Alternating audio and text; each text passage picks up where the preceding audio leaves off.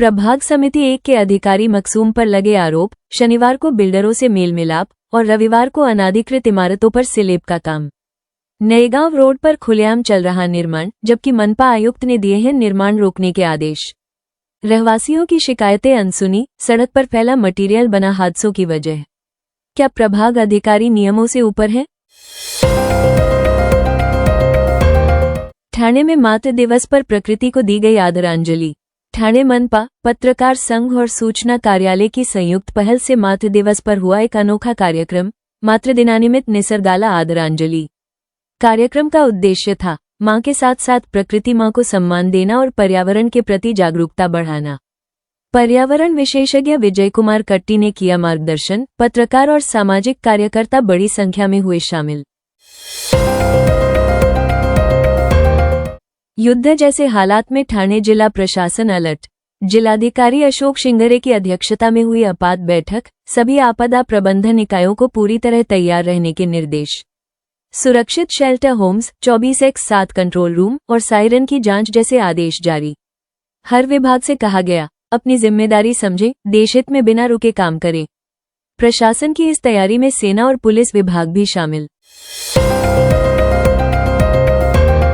भिवंडी पश्चिम बाल विकास प्रकल्प ने राज्य भर में चली 100 दिवस सुधारणा मुहिम में कोकण विभाग में पहला स्थान हासिल किया है। कार्यालयीन पारदर्शिता, पोषण ट्रक का उपयोग और सेविकाओं की नियमित उपस्थिति ने इस सफलता में बड़ी भूमिका निभाई। बाल विकास अधिकारी संतोष भोसले ने सभी कर्मचारियों और समुदाय को बधाई दी। अब अगला कदम ऑनलाइन मॉनिटरिंग और मोबाइल हेल्थ वन सेवा शुरू करना। आज 13 मई को भिवंडी में देवर्षि नारद जयंती के मौके पर पत्रकार स्नेह मिलन 2025 कार्यक्रम का आयोजन हुआ। मुख्य वक्ता रही एबीपी माझा की वरिष्ठ पत्रकार सरिता कौशिक, जिन्होंने पत्रकारिता के मूल्यों और अनुभवों को साझा किया। कार्यक्रम का उद्देश्य था पत्रकारों के बीच संवाद, सहयोग और सशक्त नेटवर्किंग को बढ़ावा देना। भिवंडी के सभी मीडिया प्रतिनिधियों ने बढ़ चढ़कर हिस्सा लिया। भिवंडी की हर अवैध बिल्डिंग पर अब नजर होगी। भिवंडी मनपा ने पूरे शहर की प्रॉपर्टीज का फिर से सर्वे कराने का फैसला लिया है। अब ड्रोन और जीआईएस मैपिंग से हर बिल्डिंग का डाटा इकट्ठा होगा, फोटो, नक्शा और मंजूरी की जानकारी भी। इससे अवैध निर्माणों का पर्दाफाश होगा और मनपा की कमाई भी बढ़ेगी। सर्वे का काम 2 प्राइवेट कंपनियों को सौंपा गया है और नागरिकों से सहयोग की अपील की गई है। गांव के पास कचरे का डंपिंग ग्राउंड, हाईकोर्ट ने उठाए सवाल। भिवंडी के अतकली गांव के पास डंपिंग ग्राउंड की अनुमति कैसे दी गई? इस पर बॉम्बे हाईकोर्ट ने सरकार, टीएमसी और प्रदूषण नियंत्रण बोर्ड से जवाब मांगा है। कोर्ट ने पूछा, क्या ग्रामीणों की राय ली गई? पर्यावरण नियमों का पालन हुआ? वहीं कुर्ला के लोग भी मछली मार्केट की बदबू और गंदगी को लेकर हाईकोर्ट पहुंचे हैं। कोर्ट ने 2 हफ्तों में रिपोर्ट मांगी है। सोमवार तड़के भिवंडी के वडपे गांव की सीमा में स्थित रिचलैंड कंपाउंड में लगी भीषण आग ने 22 गोदाम खाक कर दिए।